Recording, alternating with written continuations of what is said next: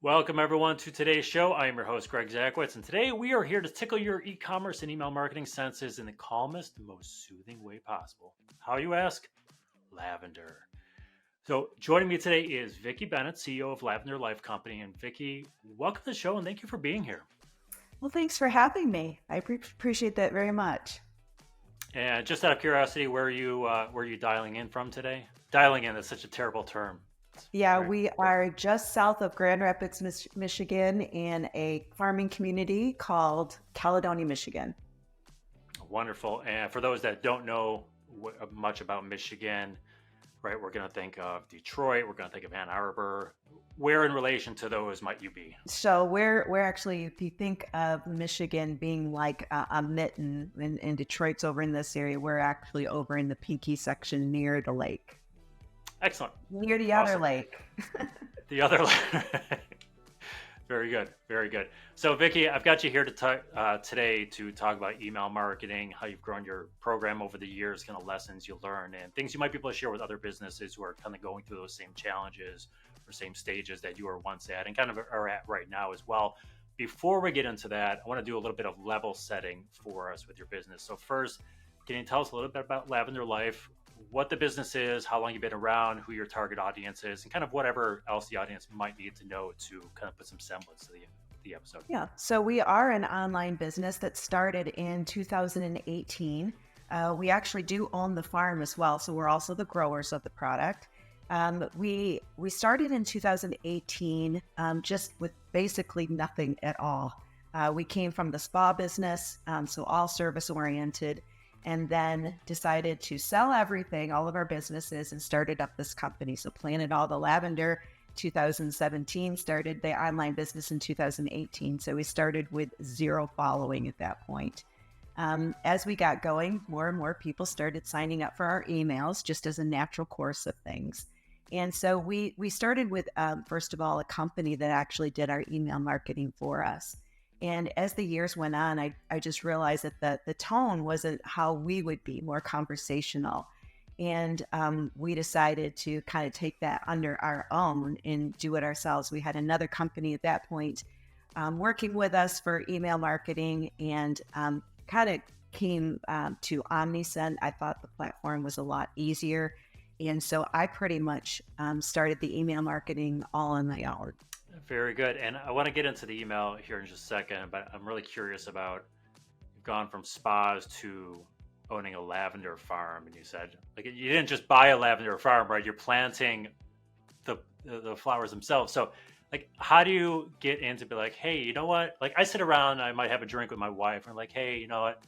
We go to the mountains a lot. Should we look at buying a mountain? Like but it's something concrete. Like I don't have to plant the mountain home, right? I don't have to do X, Y. How do you go and be like, hey, you know what? Let's just buy a ton of acreage and then let's let's tend after lavender. Like how does that happen? So we are serial entrepreneurs. Like probably many of the listeners here, they can relate to us quite a bit. We've owned several companies in our lifetime. My husband and I are business partners. We've been married for 39 years.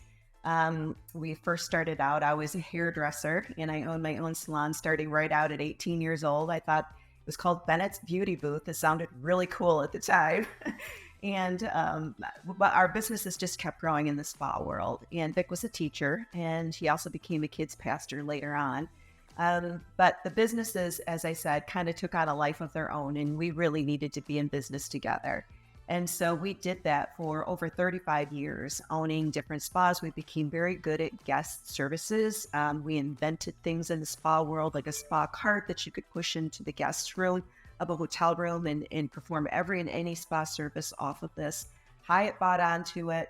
So they wanted us to manage their high-end spas, in-room guest services in Manhattan and also in DC. And, it was a lot of fun, but we just decided, we're just going to pull back. We've done this for a long time. And like any good entrepreneurs, when things start to become a cash cow, what do? You sell it. It's just, you've done it. Now you're just in the management position, which is not at all fun for us. We wanted to create again. And one of the favorite things that we loved creating was lavender products while we were in the spa world. And we thought, why just keep it for the elite? Why not bring spa products to everyday people? and give us a platform to be able to create our own products. And so that is kind of what we did. We thought, well, first of all, we're going to need to buy a farm or buy farmland. We did. We bought 30-acre cornfield, took everything off, and started planting the lavender, and it worked. And we just started to create products. It started off with this little toy bunny. Our girls were just about the ages to start having children, and it was a little toy bunny that was filled with Michigan cherry pits, which are plentiful, and our lavender.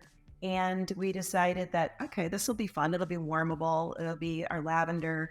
But during that time, our daughter and son-in-law were in the process of fostering a little 2-year-old boy.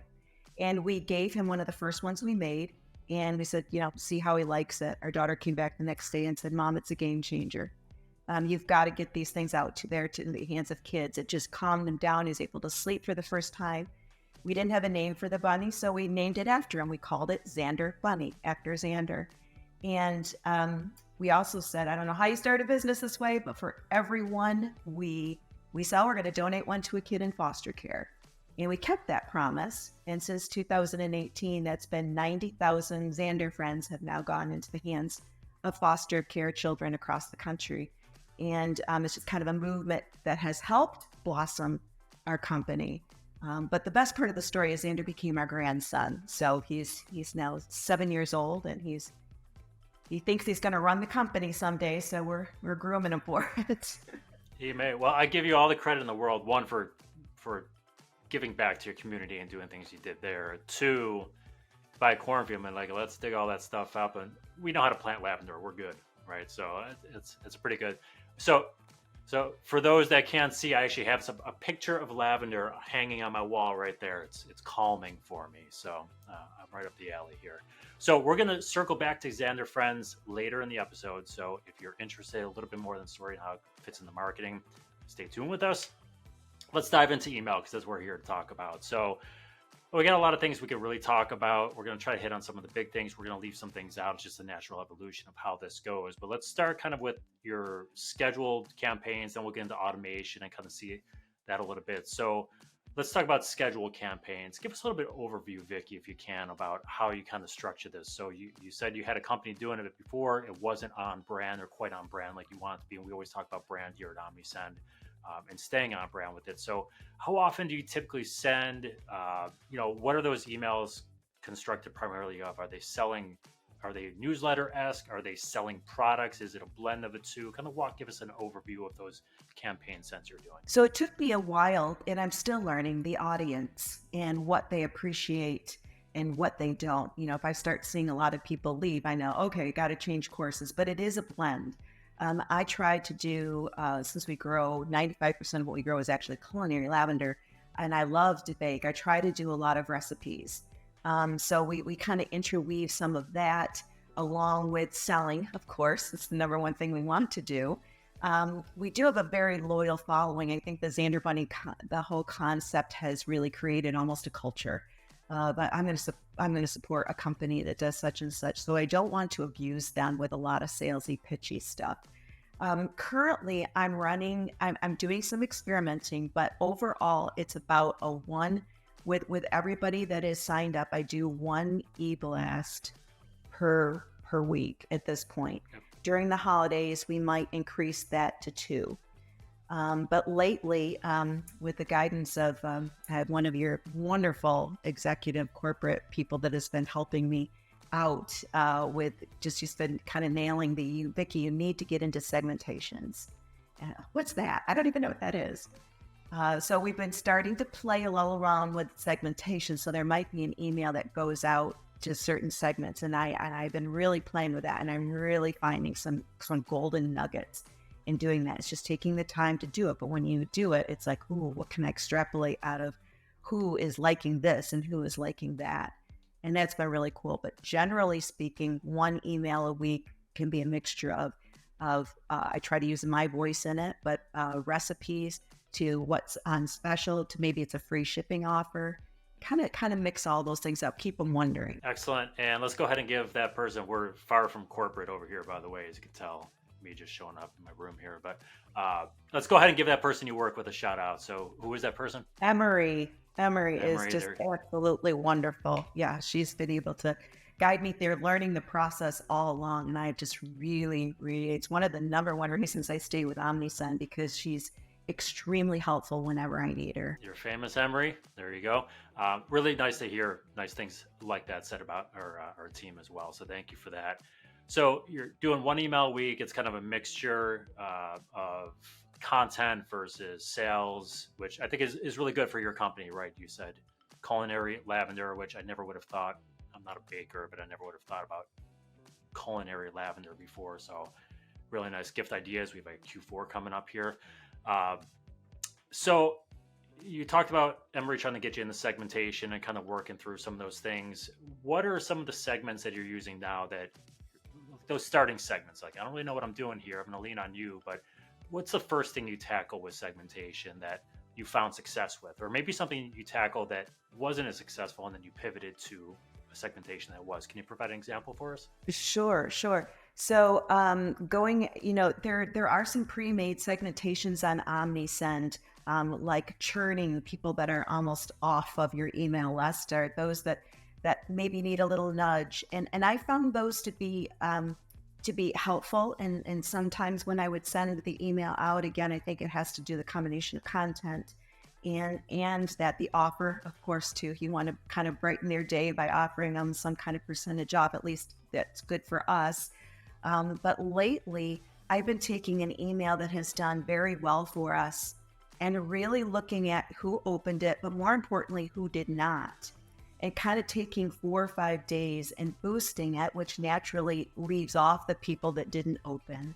But then taking it a step further and continuing to boost it, only boosting it just slightly different to others who have not opened. I did that recently, probably about 4 different times, to making sure that I didn't resend it to people, but also to be able to just take that email and kind of really go along with it and say, okay, who else could open it? And I'll tell you, it brought us in another $2,500 over a 4-day period of time by just slightly changing the message, not making sure that person wasn't the person that opened prior.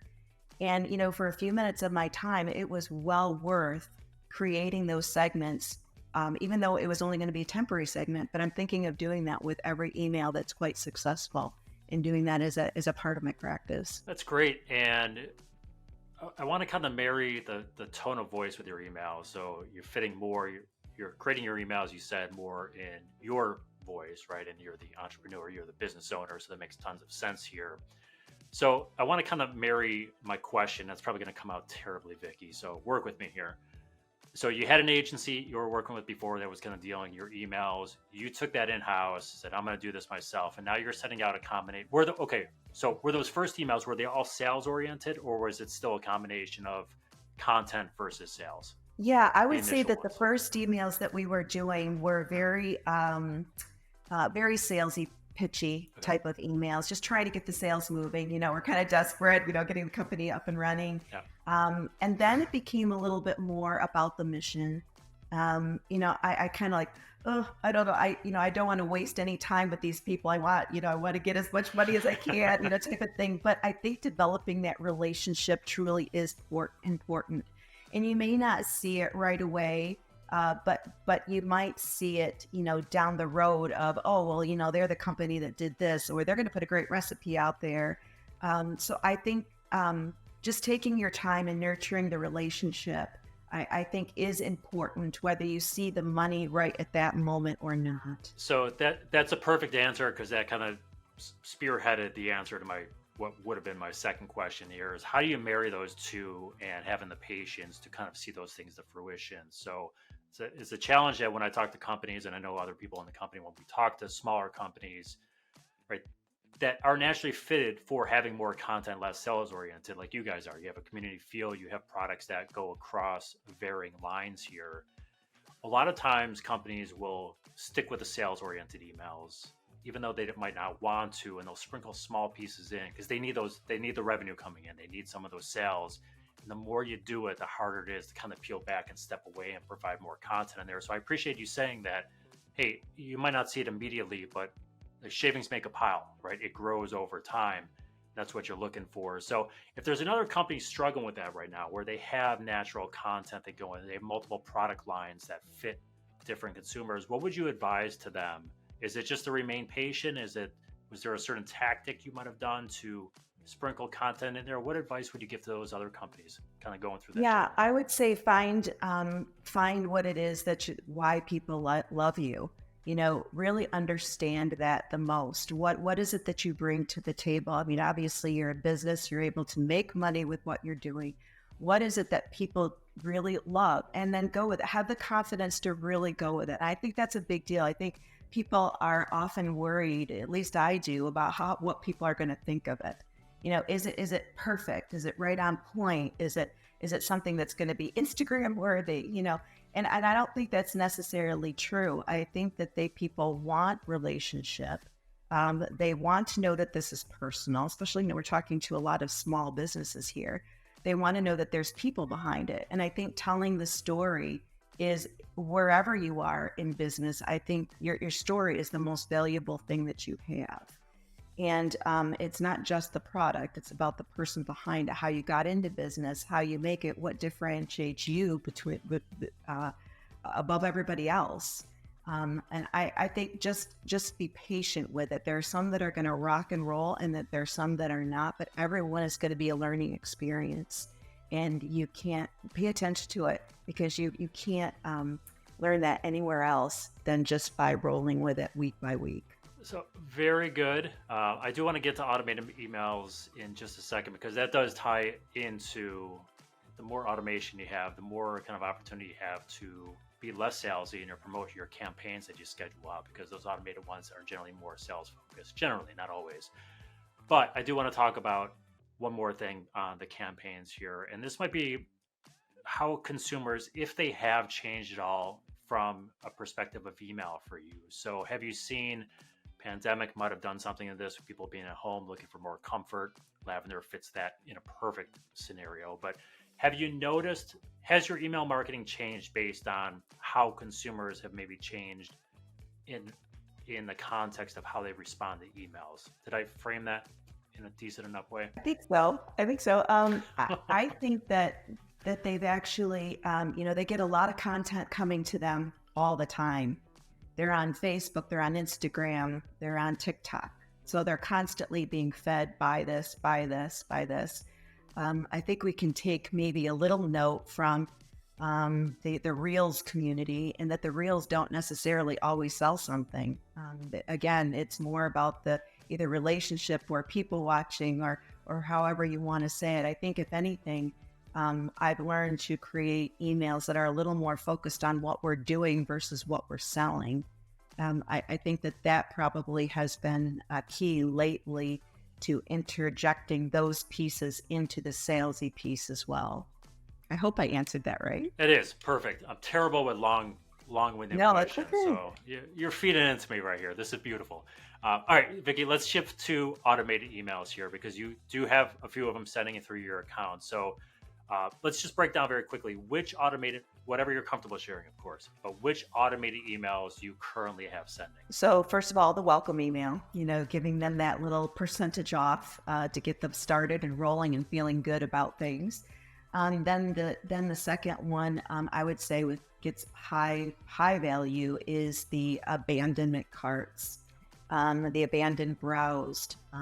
Those are ones that I feel are critical, because people, they don't necessarily just jump off, sometimes on purpose. Sometimes life gets busy, and they get called off, and oh yes, I wanted that, I forgot to finish my cart. So I think those are like I think of them like my little secret sales agents behind that. If somebody doesn't buy the first time, what is that statistic? Somebody has to see something like 7 times before they actually buy it.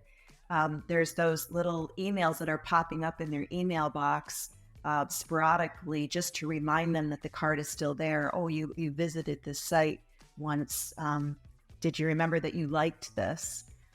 Type of thing. And that's just happening behind the scenes. And that to me is pretty critical. Very good. So those are the 3 that I always tell people they're absolute must. Those are the 3. If you do nothing else, those are the 3 to focus on. So I love the fact you're doing that. I want to talk through strategy of those a little bit. And let's start from the basics, the welcome series or the welcome message. So you said you offer a discount for signing up. You get that in the welcome message. Always send 7 welcome messages in a row because that feeds into that C and 7. No, that's a joke. Okay, so you have a welcome message. Are you sending multiple welcome messages, like a welcome series, or is it just that one message? No, it's a series of them. I believe we have right now 3. We tried 2. Emery suggested, they're doing so well. Why don't you add a third? And again, it's a third of those that didn't respond the first time. If they responded, they exit the flow. But the 3 that we currently have are just, welcome. Oh, did you forget that we still have this discount? Don't forget, we're still waiting for you. So glad you've joined. And the welcome email does just extremely well. They usually purchase within the first or second, and then we'll just kind of capture them on the third if they didn't. Perfect. And the content inside those messages, obviously there is a call to action in the shop. You've got the discount there. It makes tons of sense. If they're signing up, high intent there, high interest in the customer. Let's talk about other types of content. Do you fill other types of content into those messages as well? Like we'll talk about it as Xander Friends, but do you put content in there? What do you give back to the community? Recipes. Can you walk us through the content of those messages a little bit? Ooh, recipes. That's a good idea. Yeah, I there you have go. not done recipes, but I think that's a wonderful idea. I think, yeah, giving them usable content, I think is a wonderful idea because you're already on the giving end when you do things like that. I hadn't thought of the recipes though. That's I think I might do that today, especially in the welcome email. It just kind of shows that hey, there's value here when you open these up. Right now, we're introducing ourselves in our emails about the company, about who we are. And I try to make sure that each and every email is quite different. My whole flavor is, I like to be known like as a sophisticated hippie. So there's none of my templates look the same. None of them do. They all look very different. I just learned how to use Canva a little while ago. Super easy. No one has to. I'm not a graphic artist, anything like that. But I've been designing a lot of different ones that are just kind of fun, and it's kind of set it and forget it anyway. So I figure I'll put the work on at the beginning and then just let it roll, and then maybe adjust some of the language that I put in it as time goes. And yeah, I think the idea of being able to give them something right at the very beginning, something useful is super handy. Maybe even a quote, maybe something funny. Try to use my voice in it. Hey, I'm so glad you're here. I've been waiting for you, with somebody like you. Yeah, make it really personal, less corporate feeling. So browser product abandonment. Are you doing browse or are you doing product? Both. I actually have a browse abandonment and a abandoned cart, and they do equally as well. I like both of them. Okay, very good. And for those that maybe don't know, browse abandonment's more generic, bigger audience here. You're browsing say category products on the website versus a specific product, and you get more of a category type. Come back and check us out. Product abandonment, for those that don't know, is very just like it sounds like. You're viewing a specific product, high intent there, and they leave, and you can retarget those customers. So we'll just throw those definitions out real quick. Walk us through the strategy of those a little bit. Is it a single message, and the tone of voice in those messages? Is it like, hey, come back, we noticed you caught your eye on something, come check out? Or do you put more product or company like education around there, like, hey, these are the reasons you should buy Lavender XYZ? Yeah, I've tried to make them as short and sweet as possible. I've been playing around more with tag, with the actual invitation name of the email more than I have anything. I saw something the other day from a company that I love to purchase from. I love Free People. I'll say it. I just love Free People. And they do some really creative callbacks to people who abandon their carts. One I saw the other day was, hey, I love that. And it was like, hey, oh yeah, I was on their site and I did love that. Why didn't I put that in my cart? And so just trying to keep it, what was I thinking at the time that I left? And trying to play around with it. And again, not being afraid of what people think at first. Because if you sound like everybody else and just use the standard, were you still interested in this? Or, hey, you left us. Those type of words, which are great to start with, but start being creative of what your mind would think. I think that's where you start to reel them in, because they see those things come from companies all the time. And I think for us, we've just noticed a little uptick of kind of playing around with the title of the email a little bit. And don't forget the subtitles too. The subtitles I think are really important because for a lot of browsers, you can continue to read what that says. So it's really good advice, and I love what you said about keeping it short and sweet, right? As short and sweet as possible. So I think that's the one thing I alluded to it before, where if you have more automations going, right, you have them when you sign up, and then you're browsing, say, category products, and you leave, you didn't cart it yet, you get that call back, and then obviously if you cart the product, get the call back. They're more promotional in nature by nature of the message, right? It's very shopper specific, which gives companies the ability then to say put less promotional content in their scheduled messages because they know if they're shopping, if they don't convert yet, you've got these more sales oriented messages kind of fill in the gap there. So that's my callback from before about why you can keep it short and sweet. Yeah, the browse messages, do you have one single one going or is it multiple in a series? It's in a series. I believe there are two in that particular one. I didn't want to barrage them too much because if they actually start putting things in the cart, I didn't want them to, get overly stimulated. But I think there's just two in that particular one. Perfect. And then let's quickly shoot to the cart abandonment one. Can you walk us through that? How many messages are going? I'm assuming, again, you can correct me if I'm wrong here. I'm assuming short and sweet.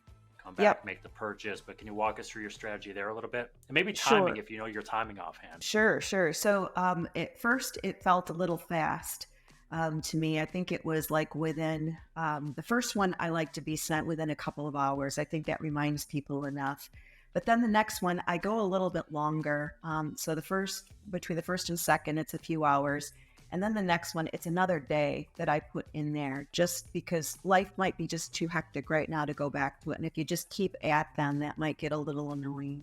So I give it a little bit more time. And again, directly to the point, what was it that they were looking at in their cart, keeping their mind focused and not letting their mind wander with too much information. At that point, I just simply want them to make the purchase. And that seems to have worked pretty well. There's so much more intention in the cart than there is browse, of course. So I want to keep it just really directed and right to the point. Very good. And then if looking at those automations that you currently have, if there's a company out there, and we have a lot of companies like this that they hear people like me talk about automation all day long, and they're like, okay, but they get it. They know they need to take the time to do it. Looking at the three that you have, so the welcome series, browse abandonment, and cart abandonment, if you had to advise people on like, do this one first, this one second, this one third, which order would you put those in? Yeah, the welcome first, then I would say the abandoned cart, and then the abandoned browsement. I think that those would be the in that order is how I would do it. Perfect. And then are you using any sort of SMS along with your email, whether it campaign sends, automation, or have you not dabbled into that quite yet? Yeah, SMS. I haven't used it with Omnisend. It is with Omnisend, but it's not. I do have an overlay of another app that does the SMS for us at this point. Okay. They do a pretty good job. And the nice thing is at the time that I started my email, I didn't have a lot of time to focus on SMS, and we didn't quite honestly have a lot of followers at that point. Now we do. It would be very easy for me to transit, and if I'm really considering that, just transitioning that right to Omnisend, since it is very, very easy to do. I've done it a couple times. It's very easy. You should, because I'm going to fire you, Vickie. Hey, we like to say, right? Email plus SMS, strong alone, beautiful together. Yeah. Okay, let's talk about. I appreciate the openness with everything you've spoken about today. I want to navigate back to Xander Friends because I think this fits into one, your messaging, but also kind of how you look at community, or building that community of customers and doing something greater than just running an e-commerce business that generates transactions. So you gave us a little bit background on Xander Friends, but you also mentioned it was a bunny. You have more than a bunny now. So tell us a little bit about, you talked about the evolution or the start of it, but talk to us about the evolution of Xander Friends and ultimately what that means for your community of customers and just community of your business. Sure. So we have always had some sort of mission. We're very mission value driven people. And we always wanted to give back. Our parents were like that. And I think we just kind of inherited that. It's super important for us as people, and I think before God, to do that. So we often will look for something. Both my husband and I have always loved children. And so our first businesses were so broad, and quite honestly, I think our value and our mission was quite pious to help rescue kids at risk worldwide. Well, what does that mean exactly? But we did it, and we found different opportunities, as there are so many, to give to children who are at risk. But it didn't resonate. This literally fell into our laps. We became very hyper focused when a little 2-year-old boy walks into our house who was extremely traumatized and full of the Dickens. And we're trying to calm him down with our lavender. And so when we realized that, hey, this stuff really works, it's not just for spa goers, it actually calms kids down and helps them to sleep, then it became, aha, what if we were able to do this for other children who are in foster care, because they're coming from the same types of positions where they're being taken out of a home.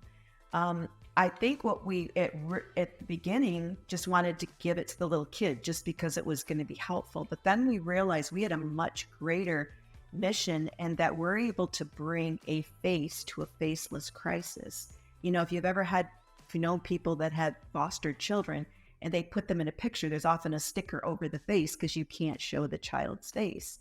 And what we're doing is we're bringing an awareness to a problem that is right in our backyards that we can't often see, mainly for the protection of these children. You know, we don't want some of the people that are after them to know where they are. And so it's just as frank as it gets. But what we're doing is we're saying, hey, these kids exist and they're in major trauma, and they're coming out of these homes and they're being given a Xander friend in the back of a squad car just for something to hang on to and to calm down before they're entering the free fall of transition of where they're going to go next. And we're bringing this as an awareness to people to maybe think, first of all, how can I help? Well, first of all, I guess I could buy a bunny because you're going to give a bunny. But second of all, how do we get involved? And this is transition from us delivering to foster care agencies to saying we can't do that anymore. We were the log jam of all of that, because we were literally packing up our truck and taking them to these foster care agencies all over the country. And we're trying to run the company and plant lavender at the same time.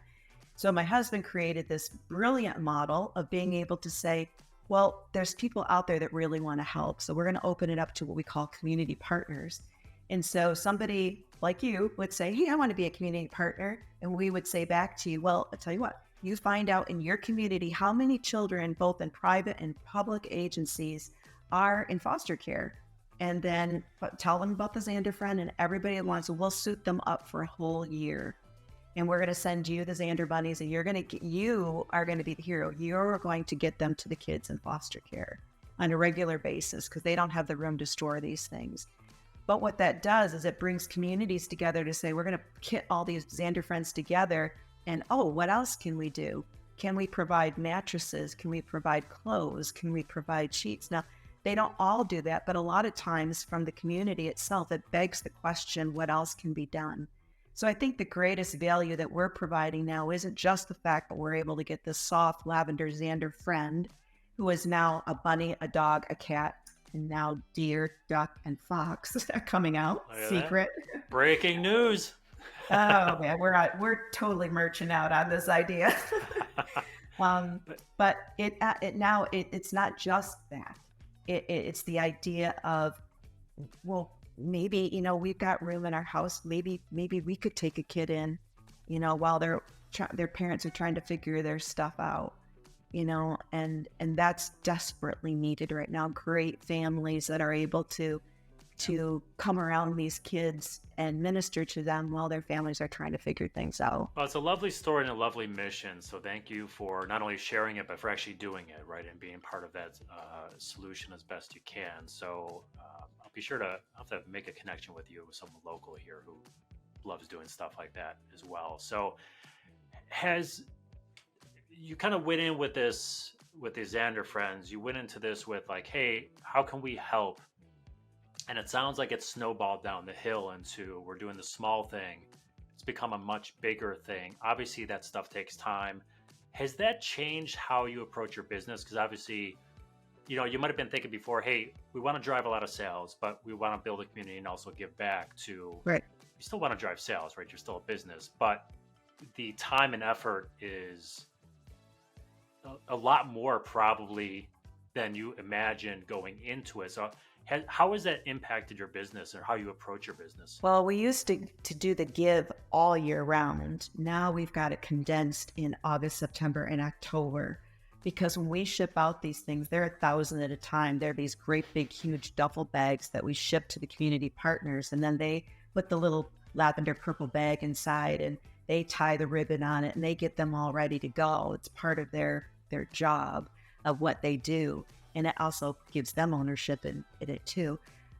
So that's part of it that's actually helped. But, we're still figuring this game out. When you commit to be a giver, that doesn't necessarily mean money right away either.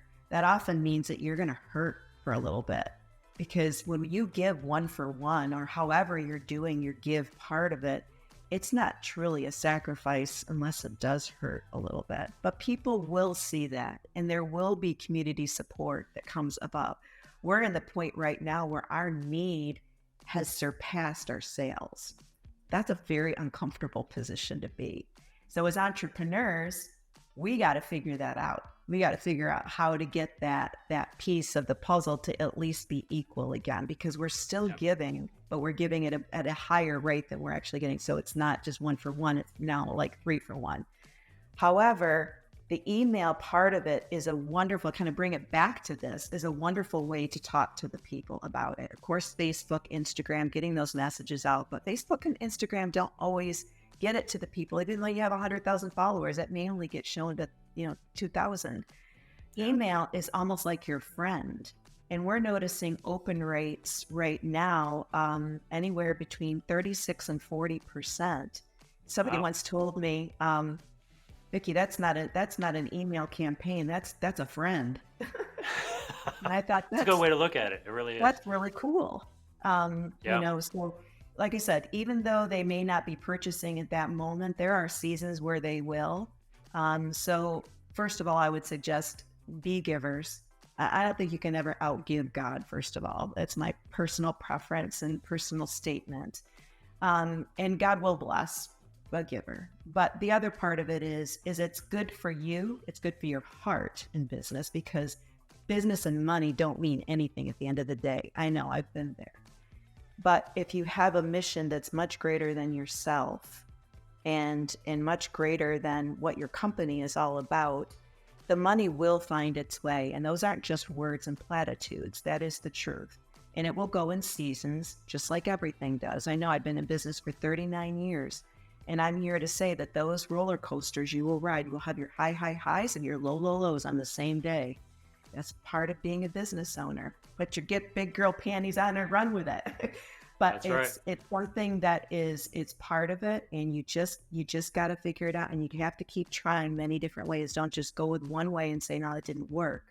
Keep trying it, and don't be afraid to put different messages out there. But most of all, try to be as transparent as you can with people, but also as authentic as well as you can, and let them know of the needs that are out there. I think we're really good at the give. I think we're really bad at the ask, and I think that that's just something to learn. So it's always harder, especially if you're not face to face, to ask, right? Because you've got to be pretty direct with what you want, and that can sometimes take away from tone of voice of the email or whatever channel you're using to make the ask there. So definitely a balancing line.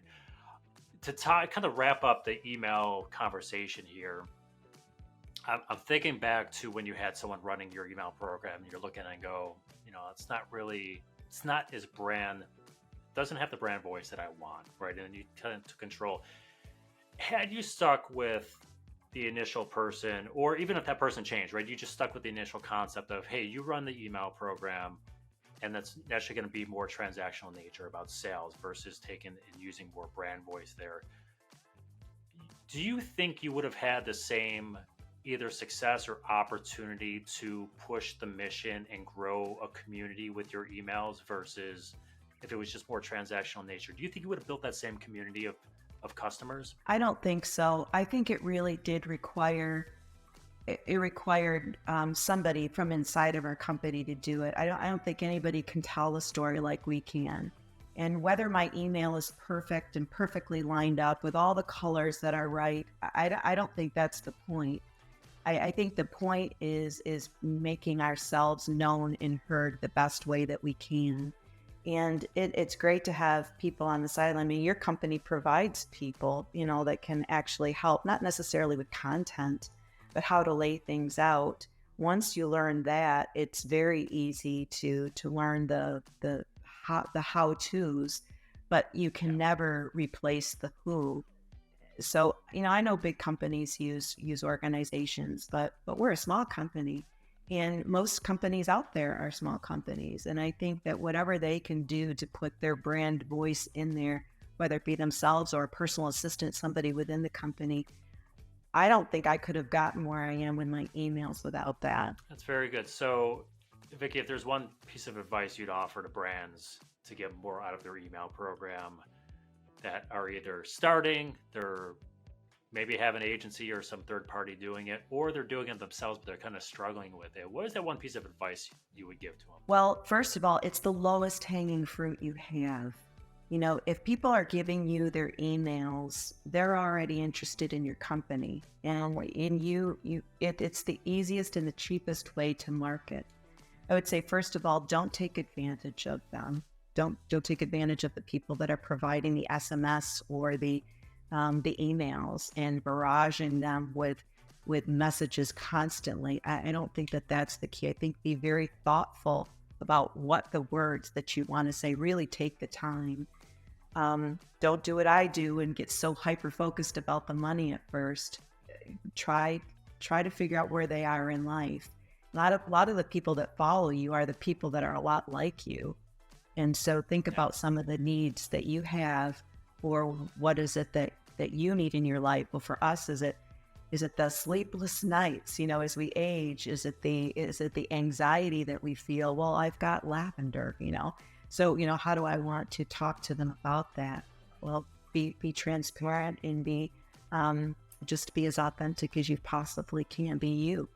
And I think that those will serve you well. Very good. I love the advice. I love everything today, Vickie. Thanks for sharing it all. I'm not going to let you get out of here easy, though, because if you've listened to anything I've ever done, I always throw curveballs here. So I'm going to do a quick lightning round with you. Gut reaction to a couple quick questions. Just let me know, and we'll go from there. So are you game? Yeah, sure. All right, Vickie. Is a hot dog a sandwich? No. Is Die Hard a Christmas movie? No. If you put a piece of bread in a toaster and it burns, is it burnt bread or burnt toast? It is burnt bread. Thank you. Peanut butter, creamy or crunchy? Oh, creamy. Pineapple on pizza, fair or foul? Foul. All right, and this last one here, this is internally, this is an Omnisend thing. We were coming up with combinations a couple weeks ago, and we got two that were just kind of off the wall. So which sounds better to you? Peanut butter and cheese sandwich or sausage dipped in vinegar? Oh, peanut butter and cheese. Very good. Very good. I tried the peanut butter and cheese with my son. Wasn't the fan favorite. All right, excellent. So Vickie Bennett, everyone, CEO of Lavender Life Company. If you're looking for a unique gift this holiday season or beyond, be sure to check out lavender-life.com, also linked in the video description, so be sure. We talked a lot about Xander Friends. We talked about culinary lavender today, all these other things here. So they have a lot to choose from. Gourmet edibles, kids and baby accessories, bath and body, weighted blankets. Of course, weighted blankets. My son sleeps with one. And of course, gift sets, and there's a whole lot more. So be sure to check it out. We have the holidays coming up. Perfect time to check it out. Give some thoughtful gifts to the year versus gift cards. But of course, linked in the video description. Vickie, any closing comments or thoughts you'd like to provide before we sign off? I just say, just get to it and do it. That would be my biggest thing. And don't be afraid. Just don't be afraid. Keep at it. Wonderful. Thank you, Vickie, for your time. Thanks to everyone for tuning in today. If you'd like to explore more e-commerce marketing videos, check out this one right here. Until next time, happy marketing and be kind to one another.